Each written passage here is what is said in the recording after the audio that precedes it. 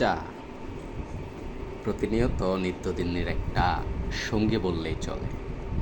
সকাল থেকে শুরু করে সন্ধ্যা পর্যন্ত মোটামুটি আমরা বাঙালি হিসেবে আমরা চায়ের উপরেই থাকি। টং দোকানে গেলে চা, গ্রামের বাড়িতে গেলে চা, রেস্টুরেন্টে গেলে চা, মোটামুটি সব জায়গায় আমাদের চায়ের তৃষ্ণাটা থেকে যায়। এবং আমরা যখনই কোনো কিছু অনুভব করি, কোনো কিছু ভাবতে পছন্দ করি, ঠিক সেই সময়টাও আমাদের চায়ের দরকার হয়। চাটা আসলে আমাদের জীবনে এমনভাবে গেঁথে গেছে, যেটা হচ্ছে যে আমরা যদি কোনো একদিন কোনোভাবে ভুলবশত আমরা না খেয়ে থাকি, আমাদের মনে হয় যেন আমরা কিছু একটা খাই নাই। ঢাকা শহরের টং দোকানের পাশ দিয়ে হাঁটতে গেলেই মনে হয় যে না, এক কাপ চা খেয়ে তারপর হাঁটি, তারপর আগাই, সামনের দিকে যাই, তারপর কাজ করি। এই যে টং দোকানের যে চা, এই চায়ের মজা কিন্তু অন্য কোথাও গিয়ে পাওয়া যায় না। এত দারুণ করে, এত কম দামে, এত ভালোভাবে চা টং দোকানে বানিয়ে দেয়। আর বন্ধুদের আড্ডার সাথে তো টং দোকানের সম্পর্কটা আসলে খুবই খুবই খুবই ওতপ্রোতভাবে জড়িত। আর কিছু চা হচ্ছে, আমরা যখন গ্রামের দিকে যাই বা বিভিন্ন জায়গায় বেড়াতে যাই, তখন দেখি যে বাস্তবতার চাটা আসলে এমন যে একটা মানুষ তার বাস্তবতার সাথে যুদ্ধ করতে করতে চায়ের দোকানে বসে সে তার দিনাতিপাত করে, সে তার সংসার চালায় এই চা বিক্রি করে। এই চা বিক্রি করে সে তার সন্তানদের পড়াশোনা করায়, সে তার জীবন পার করে। বাস্তবতার চাটা আসলেই খুবই মজার হয়, আবার খুবই, আমরা ভাবতে গেলে খুবই বেদনাদায়ক। আমরা যখনই চায়ের কথা ভাবি, চাটা আসলে আমাদের বাঙালি জাতির জন্য একটা বিশাল অর্জন, বিশাল কিছু। যদিও এটা আমাদেরকে ব্রিটিশরা দিয়ে গেছে, এটা আমাদের নিজস্ব কোনো ঐতিহ্য না, নিজস্ব কোনো সম্পত্তি না। আড্ডা, আগেই বলছিলাম, আড্ডা মানে হচ্ছে চায়ের আড্ডা। টং দোকানে বলেন আর চায়ের আড্ডার দোকানে বলেন, ক্যারাম খেলা থেকে শুরু করে লুডো খেলা, আড্ডা মানেই চায়ের আড্ডা। কিছু কিছু জায়গায় তো এমনও থাকে যে পাশে একটা চকি থাকে, সেখানে বসে কেউ লুডো খেলতেছে, আবার ক্যারামের আয়োজন থাকে, কেউ ক্যারাম খেলতেছে। আবার ক্যারাম খেলার সময় সবাই চারপাশে দাঁড়িয়ে চা খাচ্ছে আর ক্যারাম খেলা উপভোগ করতেছে। এই বিষয়গুলো আসলেই মানে চায়ের সাথে যায়, মানে চা মানেই এই বিষয়গুলা ওতপ্রোতভাবে জড়িত।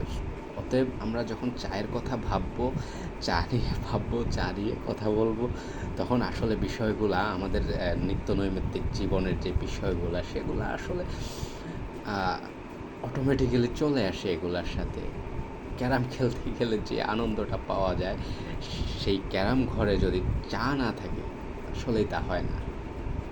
মজাদার চা। এখন আধুনিক সময় চলে এসেছে, নৈমিত্তিক পরিবর্তন চলে এসেছে।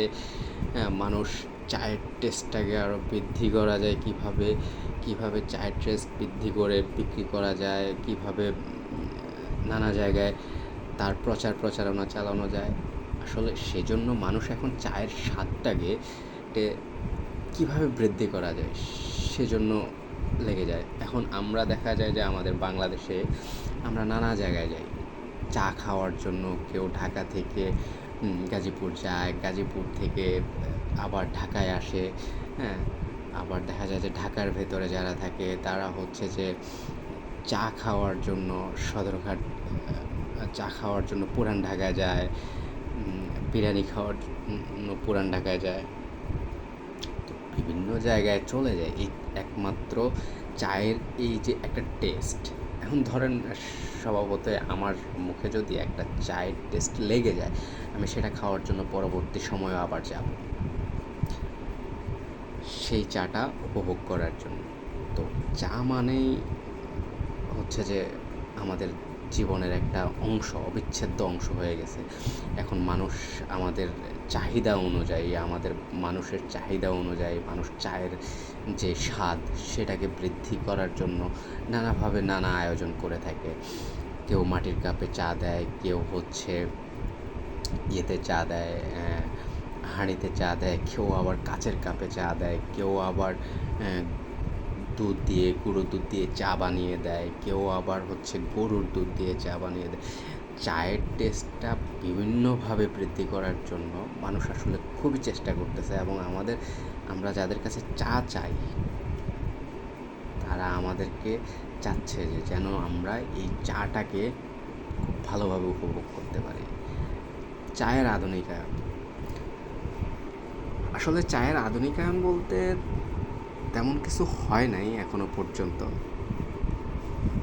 ক্ষেত্রবিশেষে চায়ের যেই চাহিদা, যে স্থান পরিবর্তন হয়, হ্যাঁ, কে কোথায় বসে চা খাচ্ছে, চাটা উপভোগ করতেছে, সেই স্থান পরিবর্তনের কারণে আসলে চায়ের যে মূল্য বৃদ্ধি, সেটাকেই আমরা চায়ের আধুনিকায়ন বলে থাকি বলে মনে করি। যেমন ধরেন, আমি টং দোকানে একটা চা খেলাম, সেটা আমি খুব কম খরচে খেয়ে ফেললাম। আবার আমি হচ্ছে একটা ভালো রেস্টুরেন্টে গিয়ে চা খেলাম,